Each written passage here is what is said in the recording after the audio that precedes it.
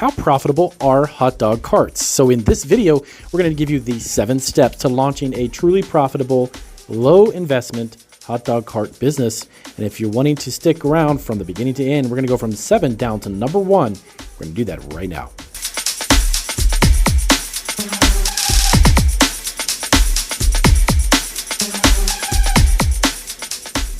All right, so welcome back to Marketing Food Online. So in this video, we're going to cover a great question.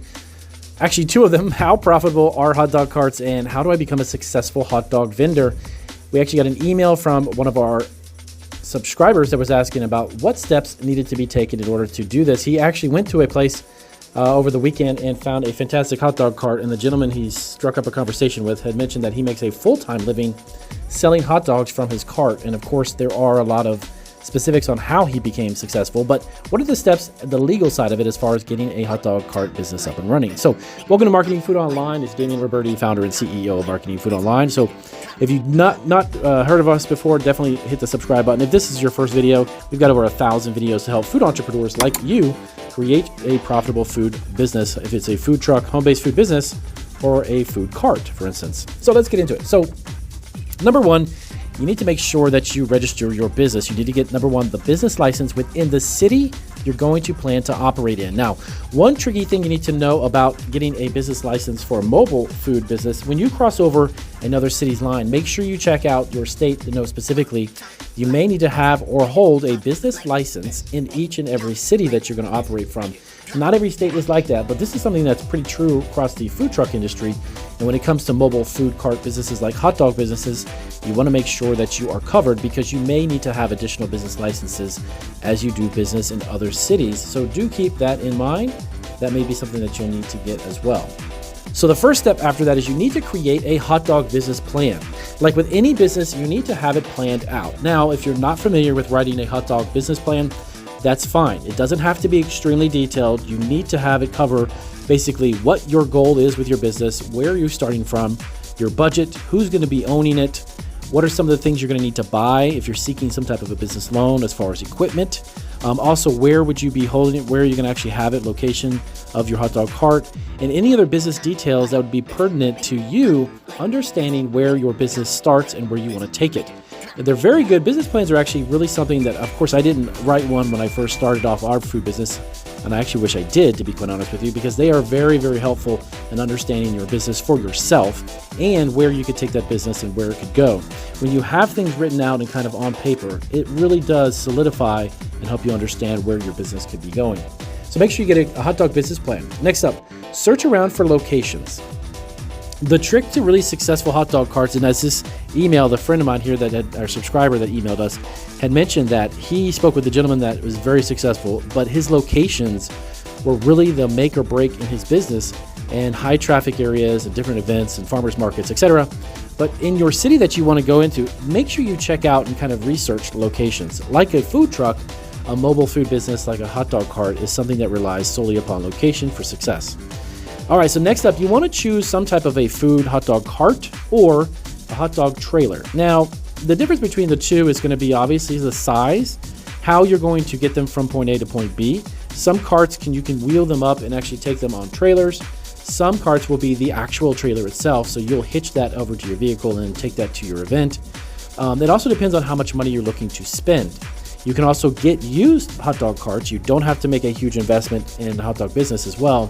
Getting something that's fresh, that's brand new, that's customized, all of that stuff can really be purchased later when you start to actually make a huge profit or make any profit. So keep in mind the idea of actually starting with maybe potentially used equipment at a much lower cost. So if your investment is more minimal and it doesn't work out and pan out, you don't have to lose a considerable amount of money. Hot dog carts may actually be more appealing, and here's why. Because a lot of times hot dog trailers, the size of them, may not be conducive or allowed in certain venues or areas. Keep that in mind. You may have a limited space and the city says, look, Damian, hey, you know what? You can do this at that event, but you're going to have a cart because you're only allotted X amount of space. You know, X is being the size of the space that you've got. If you have a large food trailer that's going to be a hot dog trailer, but you're kind of towing that along and it exceeds, 10, 12, or even 7 or 8 feet, you may not be able to go to a lot of events. So keep that in mind. And a food cart, of course, is going to be considerably cheaper than a food trailer. So if you're operating also as a sole proprietor, you also want to sell your hot dogs under a different name, make sure you register as a DBA, which is a doing business as, okay? DBAs are great a lot of times, depending upon how you're going to set up the legalities of your business, as it being a sole proprietor, an LLC. But if you're going to do it as a sole proprietor, set it up as a DBA. So next up, you want to make sure you get the permit from your local city health department.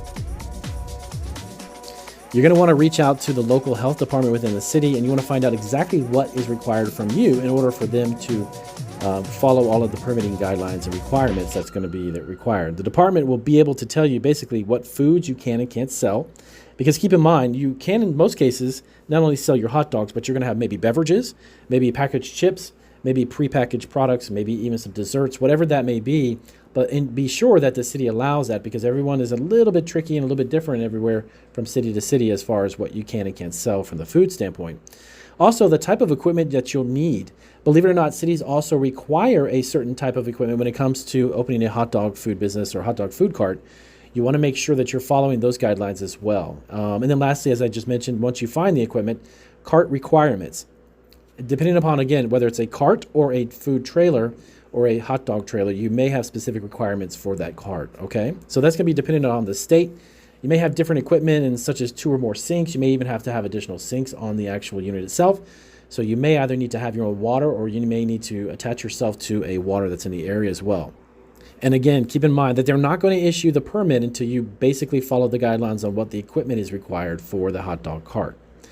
All right, so next up, you want to obtain the business license. Now, once you've registered your business, you need to get your business license. I briefly touched a little bit on this in the beginning, but make sure that the licenses that you have are specific to food carts and a hot dog cart. Now, obviously, if you're opening a hot dog cart in New York City, that's considerably different than it may be in Texas. So you want to make sure that you operate it and get those business licenses and make sure that they are specific to the area that you're in. Next up, you want to get an EIN and a resale seller's certificate, also known as a resales number or resale license. So an EIN is an employer identification license, and that's actually essential for your business. It's kind of, in a sense, like a social security number for your actual business itself. You can apply for that online. The EINs you can get through the IRS website. Now, you must have a valid tax ID, ITIN number, and an SSN, which is your social security number as well. You must also have basically a principal business must be located within the U.S.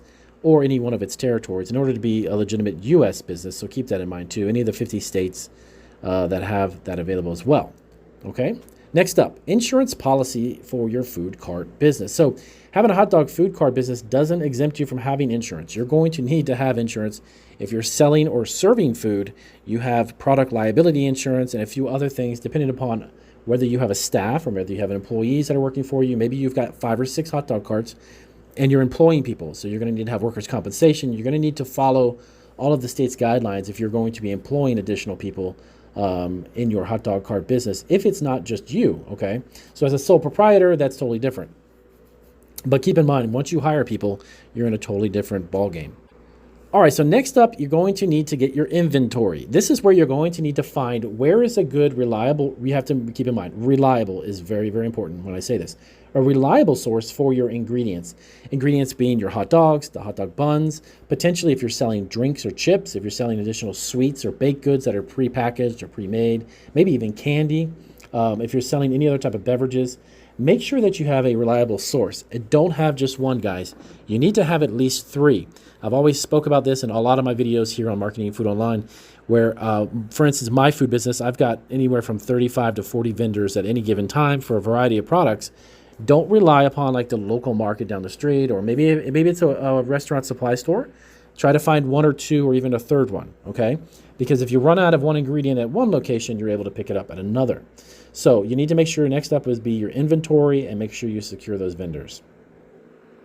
Now, next up, your health department may require that you have a commercial kitchen, or it's known as a commissary kitchen, that you are operating from, okay? So basically a hot dog food truck or a hot dog truck in general or hot dog cart normally will need to have some type of a commissary kitchen where they go to clean up, to get their ingredients set for the day. Maybe there's storage, also a place to store the unit itself.